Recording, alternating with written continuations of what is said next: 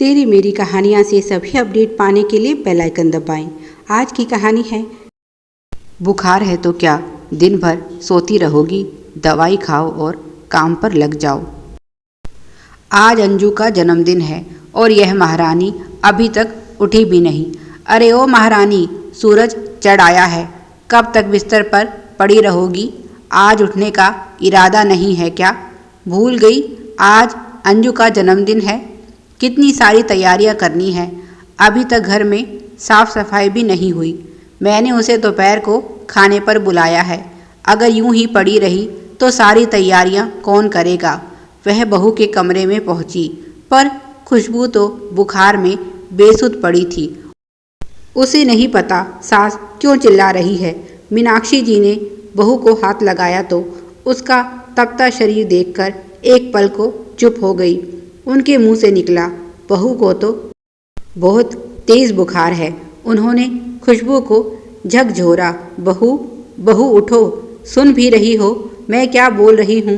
वह सोचने लगी, अगर यह नहीं उठी तो यह सारा काम कौन करेगा? और फिर दोपहर को बेटी जमाई भी आ रहे हैं, अगर तैयारी ठीक से नहीं हुई तो उनकी नाक कट जाएगी। अब क्या करे? वह जल्दी से रसोई में गई और वह बहू के लिए चाय और बिस्किट ले आई। किसी तरह से खुशबू को उठाकर चाय और बिस्किट खिलाई और उसे दवाई दे दी। कुछ समय बाद बुखार उतर गया तो उन्होंने कहा, बस बहू, अब तुम्हारा बुखार ठीक हो चुका है, जल्दी से उठो और घर ठीक करो, खाने की तैयारी भी करनी है। खुशबू की बिल्कुल भी हालत नहीं थी और सास थी कि उसे आराम भी नहीं करने दे रही थी। उसने कहा, माँ जी, आज मेरी तबीयत ठीक नहीं, आप दीदी को मना कर दीजिए। यह सुनकर मीनाक्षी जी गुस्से में चिल्लाई, मेरी बेटी तो तुझे फूटी आंख नहीं सुहाती, कौन सा तेरा घर उठा ले जाएगी? थोड़ी देर ही तो आना है उसे, पर वह भी तुझसे बर्दाश्त नहीं। खुशबू बोली, पर माँ जी, मेरी हालत तो देखिए, मैं ठीक से खड़ी भी नहीं हो पा रही, फिर खाने की तैयारी कैसे होगी? उन्होंने कहा, क्यों, क्या हुआ है तुझे? अच्छी भली तो है, अगर तेरी नीयत हो ना तो सब हो जाएगा। जल्दी से उठ और काम में लग जा। मैं मंदिर जा रही हूँ अंजू के लिए प्रार्थना करने कि भगवान उसे एक चांद सा बेटा दे। वैसे भी उसे 7वां महीना शुरू हो चुका है, इसके बाद तो वह बच्चे के जन्म के बाद ही आ पाएगी। यह बहानेबाजी छोड़ और घर संभाल। उन्होंने अपनी पूजा की थाली उठाई और चल पड़ी। जाते जाते कहती गई, जब तक मैं वापस आऊं मुझे सारा घर साफ चाहिए, और हाँ, खाने में रायता बनाने की ज़रूरत नहीं। अंजू को खीर ज़्यादा पसंद है और दामाद जी को मूंग का हलवा। मिठाई मैं आते वक्त ले आऊँगी, तुझे बस दाल चावल और सब्ज़ी, खीर और हलवा बनाना है। पूरी तो उनके आने के बाद ही बनेगी। खुशबू बोली, पर माँ, मैं यह सब अकेले कैसे कर पाऊंगी? मीनाक्षी जी गुस्से में बोली, अगर तेरा भाई आ रहा होता तो यह सब तू चुटकियों में बना देती। मेरी बेटी आ रही है तो तुझे इतने नाटक सूझ रहे हैं। आज आने दे प्रताप का फ़ोन, वही तेरी खबर लेगा, तभी तू सुधरेगी। और मीनाक्षी जी मंदिर चली गई। वह मिठाई लेकर आने वाली थी और अभी सुबह के 6 बजे थे। 9 बजे से पहले दुकान खुलने का मतलब ही नहीं था। इसका मतलब इतनी देर वह अपनी सहेलियों के साथ गप्पे लड़ाने वाली हैं। बेबस खुशबू की आंखों से आंसू निकल गए। क्या माँ जी आज भी मेरी थोड़ी सहायता नहीं कर सकती? खुद मेरी हालत देख रही हैं और फिर भी मुझे इस तरह छोड़कर चली गई। ऊपर से बेटे की धमकी देती हैं। सारी गलती तो उसके पति की है। प्रताप खुद तो दूसरे शहर में नौकरी करता है, पर खुशबू को यहाँ माँ बाप की तीमारदारी के लिए छोड़ दिया। अब सास का जब मन चाहे जैसे चाहे उसे अपने इशारों पर नचाती है। ऊपर से बेटे को सिखा पढ़ाकर उन दोनों में झगड़ा करवाती है। प्रताप माँ की किसी बात को नहीं टालता और खुशबू की किसी बात पर यकीन नहीं करता। उसकी नज़रों में खुशबू बहुत बड़ी कामचोर है और इसीलिए उसके माता पिता के साथ रहना बहुत ज़रूरी है, ताकि उसका यह आलस्य दूर हो सके। किसी तरह से खुशबू ने सारा काम किया और बिस्तर पर आकर लेट गई। बुखार अब फिर से तेज हो चला था। तभी डोरबेल बजी। 10 बज रहे थे। उसके ससुर के लौटने का समय था, पर सास अभी तक नहीं आई थी। उसके ससुर नौकरी करते हैं, दिन रात की शिफ्ट में काम करते हैं। ज़बरदस्ती उसने खुद को उठाया और उन्हें पानी दिया, साथ ही साथ चाय भी बना दी। उसके बाद ससुर नहाने जाने लगे और बोले, आज तो अंजू आने वाली है और बहू तुमने अभी तक ठीक से घर की सफाई भी नहीं की। कपड़ा लो और सफाई में लग जाओ। उसके ससुर का हाल तो सास से भी ज़्यादा बुरा था। उन्हें सफाई का फोबिया था। हर रोज़ खिड़की दरवाजे ना जाने दिन में कितनी बार साफ करवाते। जब तक वह नहा कर निकले, खुशबू ने उनका खाना लगा दिया, पर वह दरवाजे और खिड़कियां देखकर भड़क गए और बोले, बहू तुमने अभी तक सफाई नहीं की, और खुद कपड़ा लेकर सफाई करने लगे। तभी मीनाक्षी जी लौट आई और बोली, यह साफ सफाई में क्यों लगे हो? खाना खाकर चुपचाप सो क्यों नहीं जाते? उन्होंने कहा, जिनकी ऐसी कामचोर बहू हो उन्हें आराम कहाँ नसीब होता है।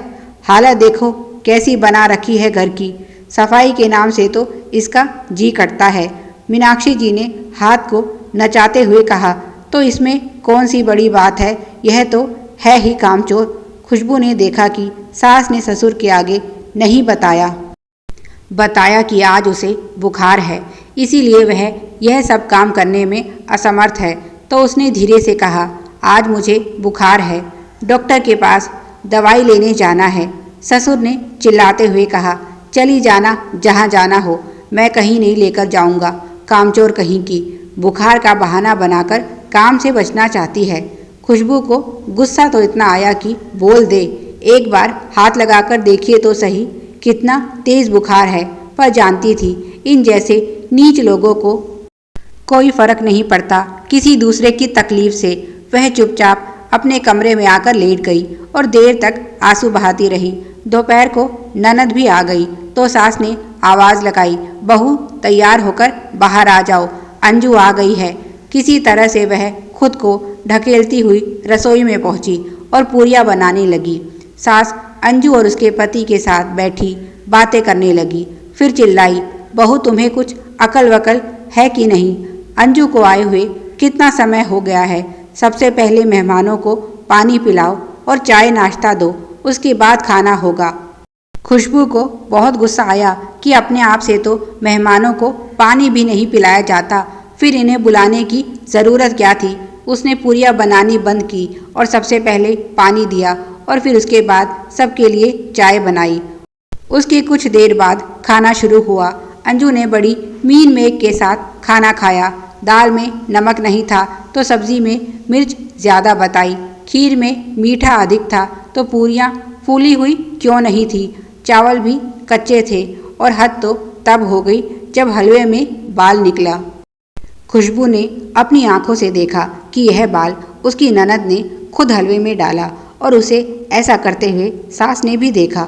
फिर भी बेटी का साथ दिया और उसे सुनाने लगी। पता नहीं इसका ध्यान कहाँ रहता है।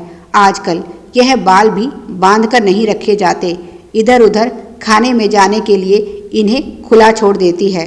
खुशबू का मन तो हुआ माँ बेटी को सुना दे, अगर खाना इतना ही खराब है तो क्यों खा रही हो, छोड़ क्यों नहीं देती, पर बेचारी कुछ कह नहीं पाई। वह खाने में कमियां निकाल रही थी पर फिर भी उंगलियां चाट चाट कर खा रही थी और मीनाक्षी जी बैठी बैठी बेटी दामाद से माफ़ी मांग रही थी। क्या करूं, ऐसी बहू मिली है कि किसी को देखकर खुश नहीं। इसने जानबूझकर ऐसा खाना बनाया है, नहीं तो अपने भाई के आने पर तो बड़ा स्वादिष्ट खाना बनाती है। तुम लोगों के जाने के बाद इसकी खबर लेती हूँ। अंजू बोली, माँ तुमने यहाँ बुलाकर मेरा दिन खराब कर दिया। इससे अच्छा तो पैसे भिजवा देती, मैं किसी होटल में जाकर खाना खा लेती। मीनाक्षी जी बोली, बेटी गलती हो गई, आगे से नहीं बुलाऊंगी तुझे, और यह ले। और उन्होंने 21,000 रुपये अंजू की हथेली पर रख दिए और बोली, फिलहाल तो मेरे पास इतने ही हैं, बाकी जब प्रताप आएगा तो और भिजवा दूंगी, पर तू नाराज मत हो। इसका क्या है, यह तो तुझे यहाँ देखना ही नहीं चाहती। पर बेटियां घर से नाराज होकर नहीं जाती। उन्होंने 5100 रुपये दामाद को भी दिए और फिर खुशबू से बोली, तू क्या खड़ी खड़ी मेरा मुंह देख रही है? ननद को ऐसे ही खाली हाथ भेज देगी? जा कुछ शगुन लेकर आ इसके लिए। और फिर खुशबू ने भी उन्हें 1100 रुपये दिए। बड़े नखरे के साथ अंजू ने वह रुपये लिए और बोली, भाभी मुझे क्या भिखारी समझा है जो यह चिल्लर पकड़ा दी? अगर देना ही है तो कुछ ढंग का नेक दिया करो। इस बार ले रही हूँ, आगे से 5100 से नीचे एक पैसा नहीं लूँगी। बेटी दामाद को जाते जाते 3 बज गए। खुशबू सुबह से 1 कप चाय और 2 बिस्किट में काम कर रही थी। उसे भूख महसूस हुई तो अपने लिए खाना डाल कर ले आई। मीनाक्षी जी ने जब देखा बहू खाने जा रही है तो बोली, पता नहीं किस भुक्खड़ खानदान से आई है। ननद अभी घर से निकली भी नहीं और यह थाल सजाकर बैठ गई। बाद में खाना, पहले मेरे लिए 1 कप चाय बना दे। तेरी हरकतों के कारण मेरा सर दर्द से फटा जा रहा है। खुशबू उठी और खाना लेकर कमरे में आ गई और चुपचाप बैठकर खाने लगी। मीनाक्षी जी पीछे पीछे कमरे में पहुंची। सुना नहीं तूने? क्या कहा है मैंने? 1 कप चाय बना। खुशबू बोली, दिखाई नहीं देता आपको मैं खाना खा रही हूँ? मेरी तबीयत ठीक नहीं, जाइए और खुद बना लीजिए। रुक जा, आने दे मेरे बेटे को, खूब चर्बी चढ़ गई है तुझे, इस बार सारी उतरवा दूंगी। खुशबू बोली, जो करना है कर लेना, गेट आउट। मीनाक्षी जी चिल्लाई, सास को गेट आउट कहती है? ठीक है, अब तो मैं भी तुझे इस घर से गेट आउट करके ही मानूंगी। और वह दनदनाती हुई चली गई। खुशबू ने खाना खाया और दवाई ली। तभी उसका फ़ोन बज उठा। माँ का फ़ोन था। आवाज़ सुनते ही वह रोने लगी और सारी आप बीती कह सुनाई। माँ बोली, ठीक है, मैं तेरे भाई को भेजती हूँ तुझे लेने के लिए। तेरे सास ससुर को कोई फ़र्क नहीं पड़ता तेरे जीने या मरने से। सारी गलती तो तेरे पति की है। माँ बाप की बात उतनी ही माननी चाहिए जितनी उचित हो, पर वह तो माँ बाप का अंधभक्त बना बैठा है, तभी इनकी इतनी हिम्मत बढ़ गई है। तू चिंता मत कर, ऊपर वाला एक दिन इनका भी हिसाब करेगा। खुशबू ने माँ से कहा, माँ भाई को भेजने की कोई ज़रूरत नहीं है, बिना वजह बात का बतंगड़ बन जाएगा। और मेरे सास ससुर को तुम अच्छी तरह से जानती हो, इन्हें तो ऐसे नाटक करने में मज़ा आता है। तुमसे बात करके मन हल्का हो गया और दवाई ले ली है मैंने, अब आराम करूँगी तो ठीक हो जाऊँगी। पर अगले दिन खुशबू के सास ससुर भी बीमार हो गए। तब प्रताप को आना पड़ा और सभी को डॉक्टर को दिखाना पड़ा। तब पता चला सभी को कोरोना हुआ है। अंजू और उसके पति को भी कोरोना हो चुका था। सभी का इलाज शुरू हुआ पर अंजू को नहीं बचाया जा सका। अंतिम समय में उसकी सास बेटी का चेहरा भी नहीं देख पाई।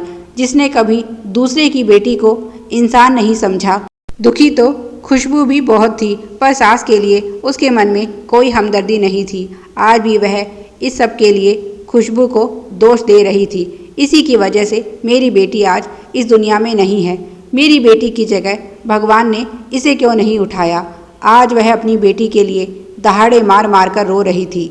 खुशबू सोच रही थी, क्या यही है ऊपर वाले का हिसाब? आपकी सुविधा के लिए चैनल पर सैकड़ों कहानियाँ प्लेलिस्ट के रूप में उपलब्ध हैं, उन्हें भी पढ़ें और अपना प्यार दें। Please like, share and subscribe. Thanks for watching.